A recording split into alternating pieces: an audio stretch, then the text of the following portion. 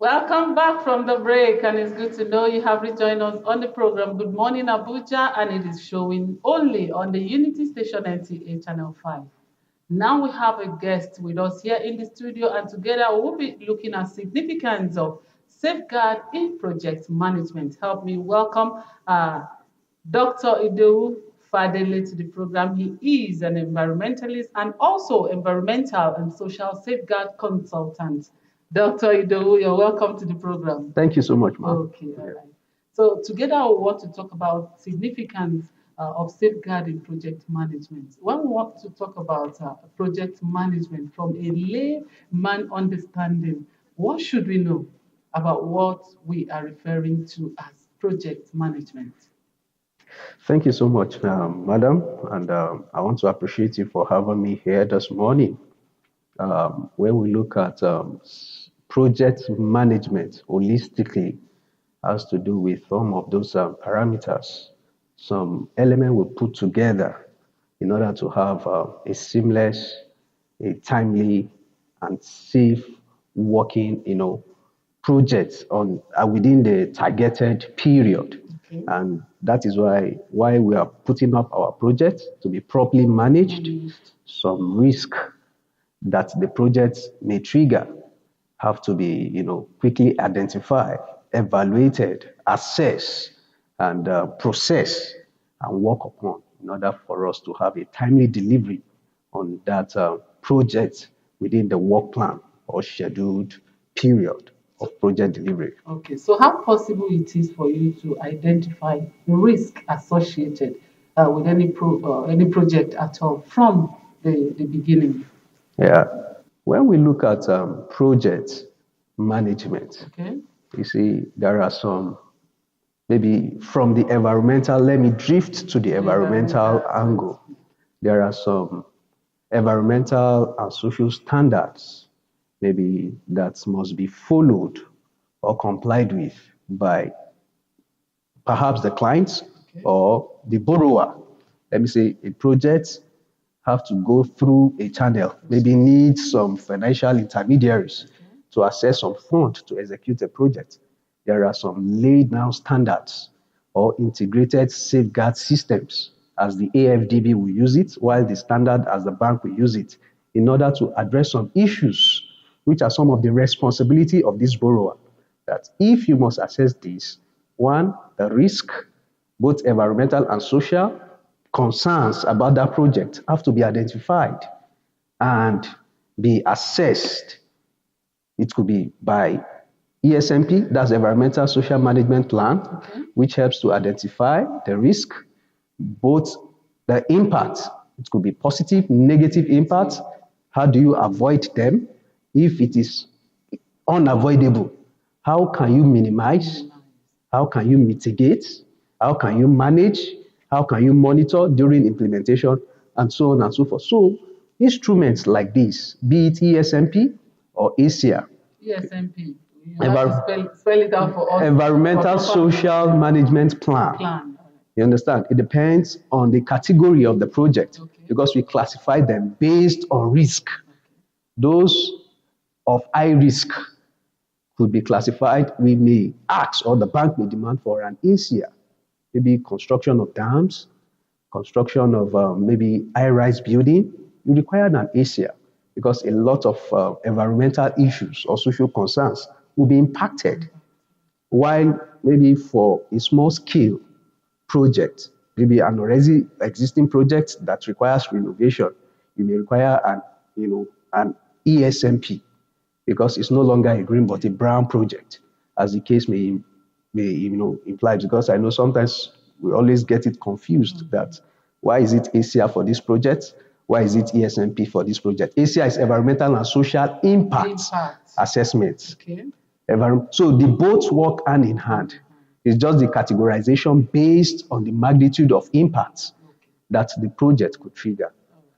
Thank you so much for that response. Now, I want you to take us through the process of conducting the environmental and social impact assessment, the ASEA. Yeah, for a project that involves resettlement. Yeah, thank you so much, ma'am.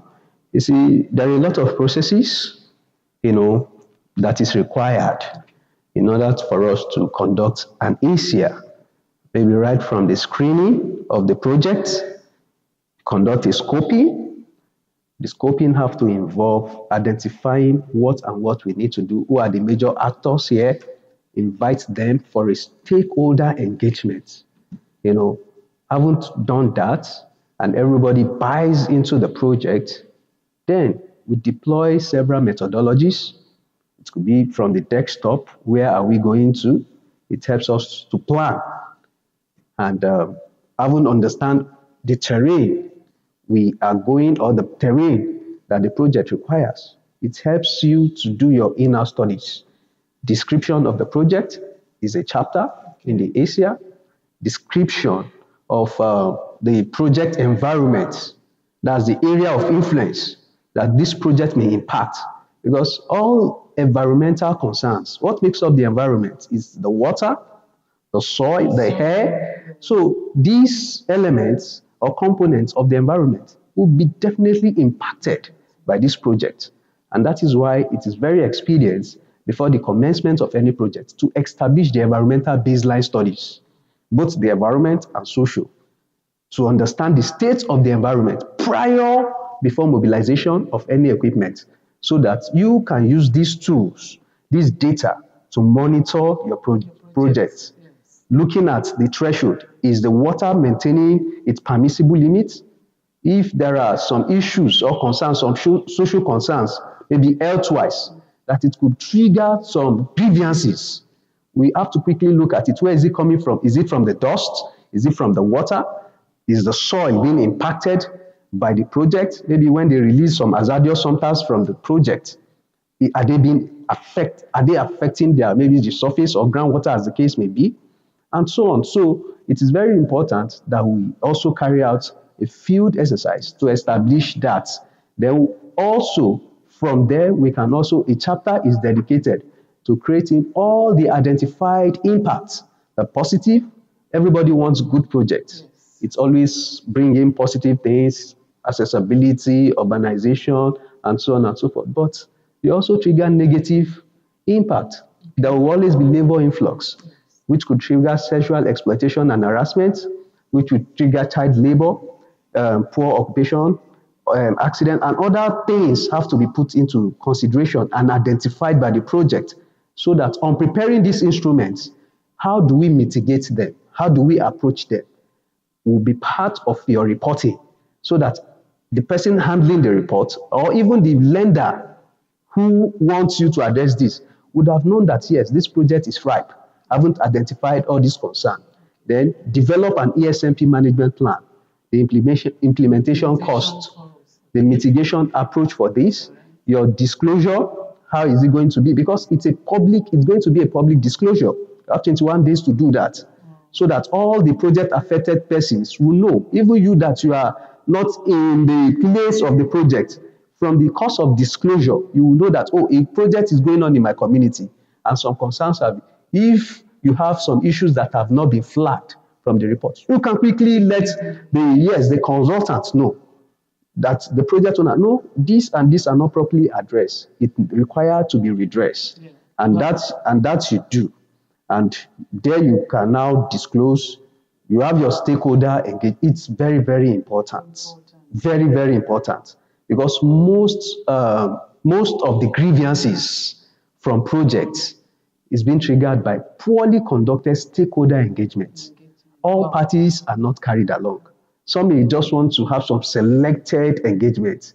And perhaps the project affected persons whose land or livelihood could be severely affected is not carried along. It's not carried along. Talking about how to manage grievances. Yes. We'll come back and respond to that. Let's quickly go on this break. When we come back, we'll continue. Thank you so much. Yeah, now let's quickly go on this quick break. When we come back, our resource person is still here with us in the studio to talk more. Let's go on this quick break. We'll be back. Welcome back, and if you just tune in, the program is still Good Morning Abuja, and it is reaching you from the Unity Station NTA Channel 5 Abuja. Yes, before we went on the break, we are talking about significance of safeguarding project management, and we want to, you to respond on how you can manage the grievances you were talking about before we went on the break. So thank you so much. And it's very, very important we make, in most of these projects, we create a chapter Okay. for GRM, grievance redress mechanisms.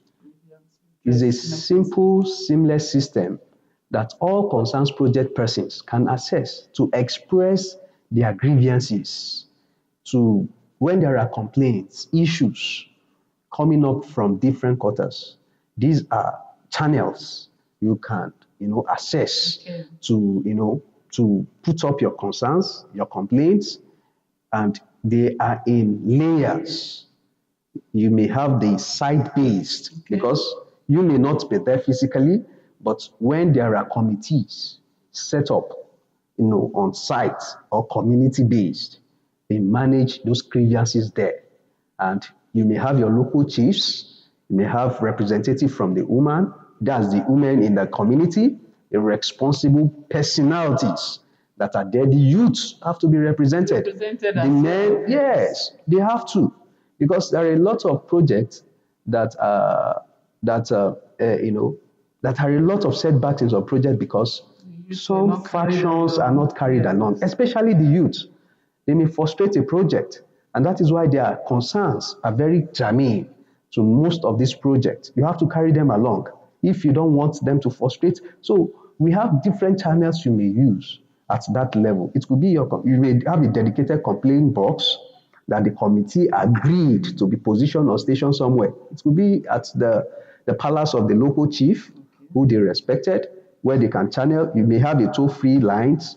It may be a dedicated number or WhatsApp number, Telegram, and so on. Okay, That now, makes it seamless. yes. Now, how do you engage with community affected by resettlement, especially when they may have concerns or resist location? Yes. Yes, you see, one thing is there is what we call, which the bank policies addresses.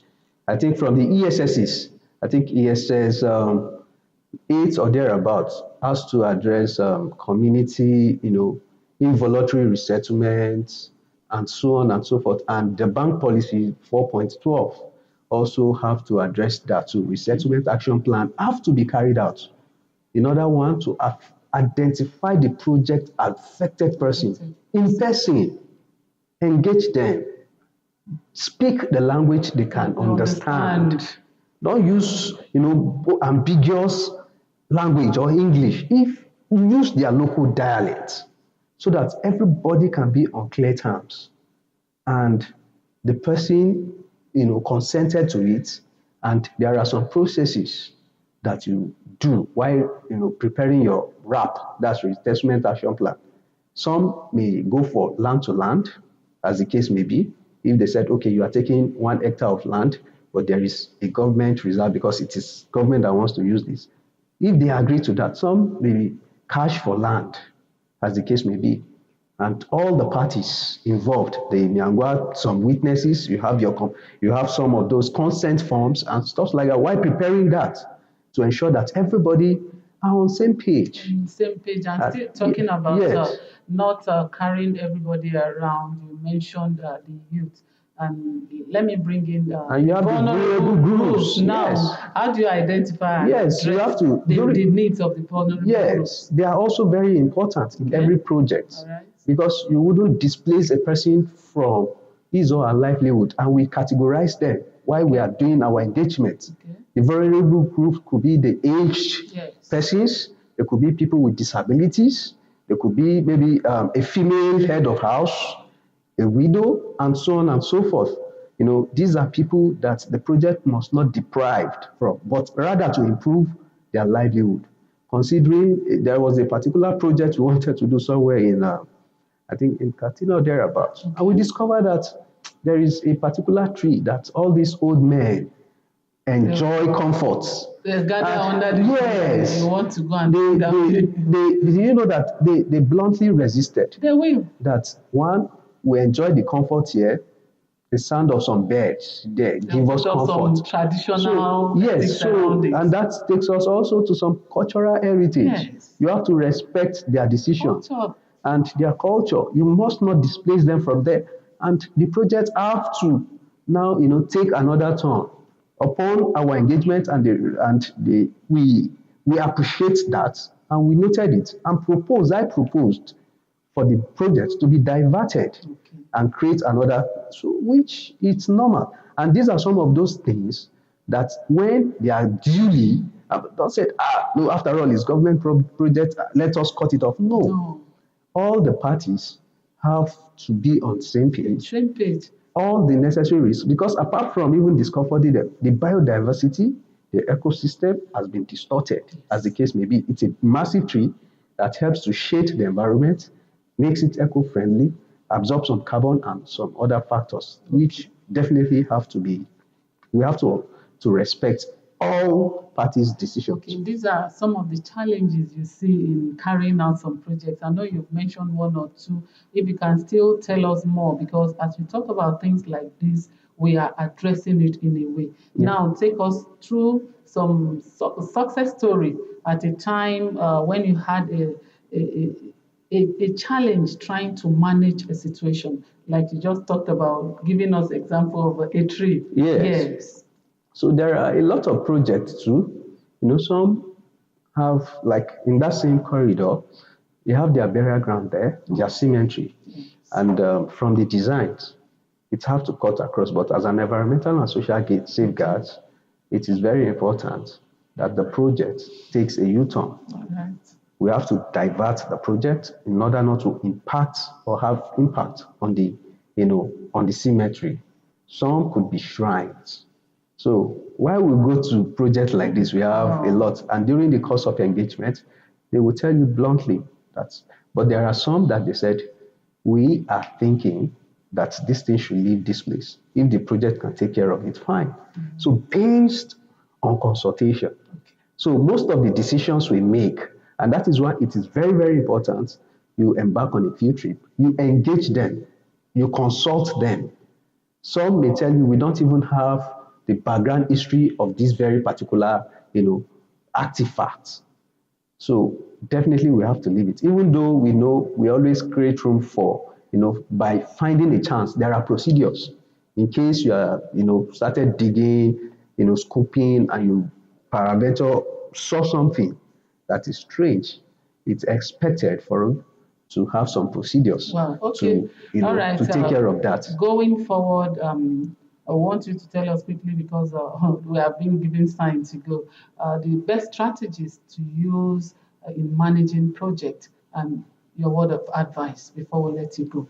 Yeah, thank you so much. As we are wrapping up, I think the best strategy in managing a project is also to ensure, just as I've said, that the ESSs,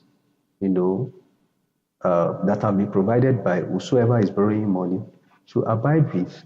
It's very, very important. There are standards that helps to manage any environmental or social risk that project could trigger. And also, we have some of our law, and all these things are also backed up with our EIA law, like the CAT 12. It has been in, I think, 1989, but I think it has been revised in 2004, thereabouts. So there are a lot of laws that helps to manage this. The NESRA have their own permissible limits that all identified elements or components of the environment should be it the groundwater, the surface water, the soil, the air, the noise level. It has limits which your project should be able to operate within those confines, the permissible limit. So going forward, all those things have to, and engage a consultant who will help you identify this. Please don't embark on any project without taking care of all these things, because we have to save our environment. We have to. You can't say because you want a project here, then you want to create another one there. So all these concerns, how you manage your waste that is coming from this project, is also very important. There is always a waste management plan.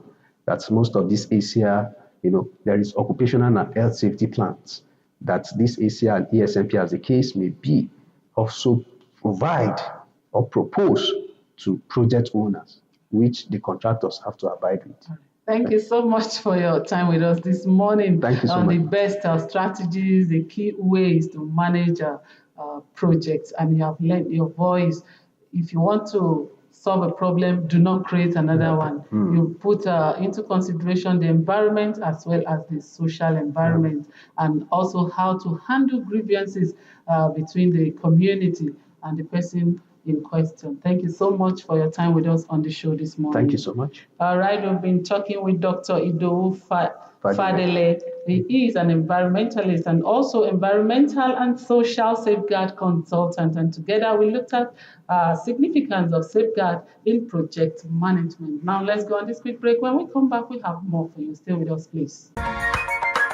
Good to know you have rejoined us again on the program Good Morning Abuja, showing only on the Unity Station NTA Channel 5 Abuja.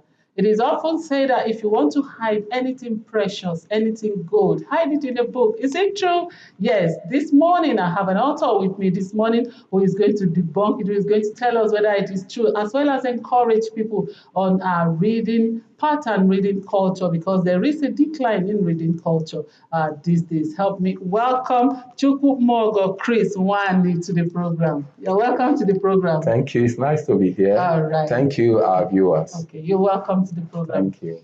Okay, let's start. Why did you decide to go into writing? Well, I grew up knowing that information is key. Okay. And people need it to be able to delve into certain things they want to do. Okay. Because if you want to do whatever achievement you want to make in life, it's necessary that you have the knowledge of what you want to do to be able to succeed. Oh.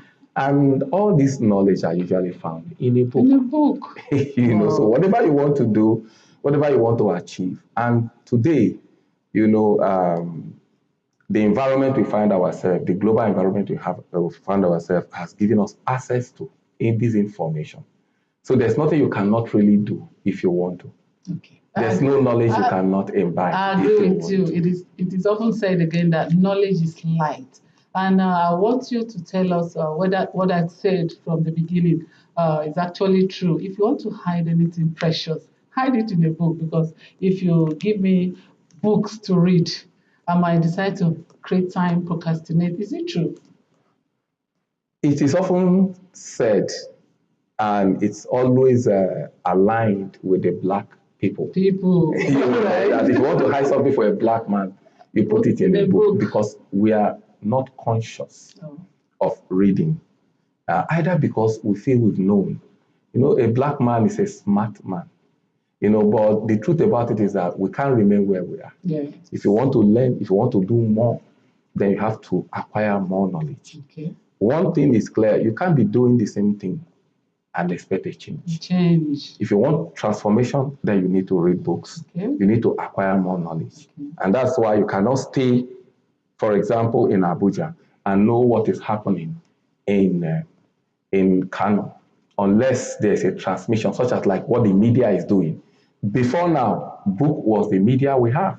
Some information that we know about what is going on in other places are from the books. Yes. But today we can see them online as it's being done. Okay. So that has also given people more awareness. So people are more aware now. But there are certain things that cannot be put online, or you cannot easily find online. Okay. Those things are also hidden in books. Okay. You know, so why it's important is that every individual needs information to live and to be able to make impact, especially in this jet age. That's a very interesting response. Now you talked about reading online. It is everyone has gone online and we're reading. When we talk about hard copy, to take hard copy, to sit with it and read is now difficult. Now, are you saying that the internet has come to take over the space of sitting down and reading? Yeah, that's in a way. I don't think so. It's just about what is convenient for you. You know, some people feel, but sometimes most of easy things can always give you a mild influence. If you go through what it entails to actually read hard books, because the beauty about hard books is that you pick it up, you read, you underline some areas that are important. You know, sometimes you make references to it, you know, to it. So you can't take it away. For serious people who want to read, they still go for the hard book. But that does not take away, yes, the e-books and the online reading, which is still okay.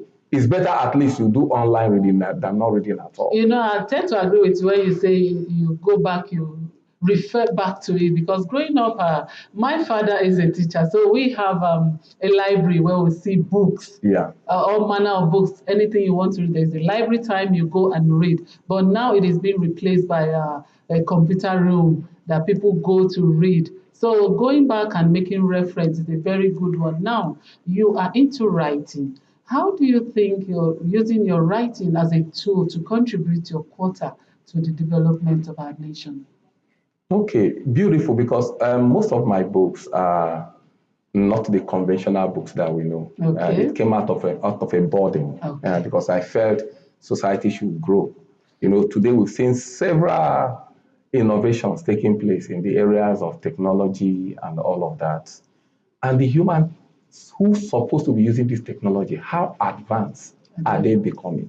I hear people say last 20 years was better than 10 years in terms of the human factor. And I begin to imagine, are we declining or are we supposed to be improving? How can technology be improving and the human people using this technology are declining? So it's a question I really wanted to answer. And that's how I delve into writing. My first book is titled A New Nigeria is Possible. Wow. That's my first book. And I try to find out the reason why we are behaving the way we are behaving and what we could do. Because transformation that we need in our nation require our attitude to change. Okay. I believe that nothing is actually wrong with our environment called Nigeria. We have beautiful climates, we have good views of our environment. We have good climate for agriculture, but the human factor.